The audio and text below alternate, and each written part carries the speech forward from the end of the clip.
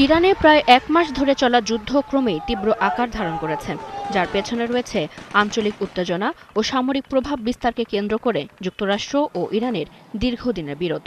এই সংঘাত ইতোমধ্যে মধ্যপ্রাচ্যের বিভিন্ন অঞ্চলে ছড়িয়ে পড়ে নতুন করে অস্থিরতা তৈরি করেছে।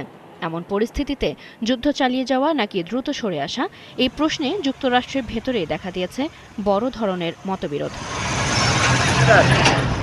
বার্তা সংস্থা রয়টার্স ও জরিপকারী সংস্থা ইপসোসের যৌথভাবে পরিচালিত জরিপে দেখা গেছে, যুক্তরাষ্ট্রে প্রায় ২/৩ মানুষ মনে করেন নির্ধারিত লক্ষ্য পূরণ না হলেও ইরান থেকে দ্রুত সরে আসা উচিত।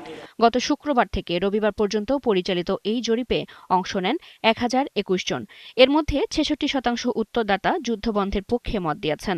অন্যদিকে ২৭% বলেছেন লক্ষ্য অর্জন না হওয়া পর্যন্ত যুক্তরাষ্ট্রের এই সংঘাত দীর্ঘায়িত করা উচিত, আর ৬% কোনো মতামত দেননি। এই ইস্যুতে রাজনৈতিক বিভাজনও স্পষ্ট।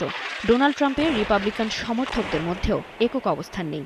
জরিপে অংশ নেওয়া রিপাবলিকানদের মধ্যে ৪০% দ্রুত যুদ্ধ শেষ হওয়ার পক্ষে মত দিলেও ৫৭% দীর্ঘমেয়াদে সংঘাতে জড়িত থাকার পক্ষে অবস্থান নিয়েছেন।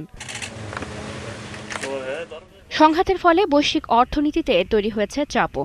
জ্বালানির দাম বেড়ে যাওয়ায় বিশ্বজুড়ে মূল্যস্ফীতির আশঙ্কাও বেড়েছে।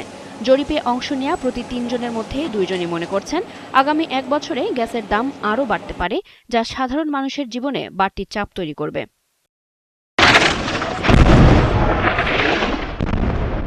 এদিকে সামনে রয়েছে যুক্তরাষ্ট্রের মধ্যবর্তী নির্বাচন। নির্বাচনকে ঘিরে যুদ্ধ ইস্যুটি বড় রাজনৈতিক প্রভাব ফেলতে পারে বলে মনে করছেন বিশ্লেষকরা।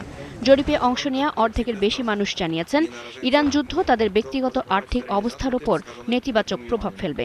এই উদ্বেগ ভবিষ্যতে ভোটের ফলাফলেও প্রতিফলিত হতে পারে বলে ধারণা করা হচ্ছে। চৈতি সরওয়ার, ৭১।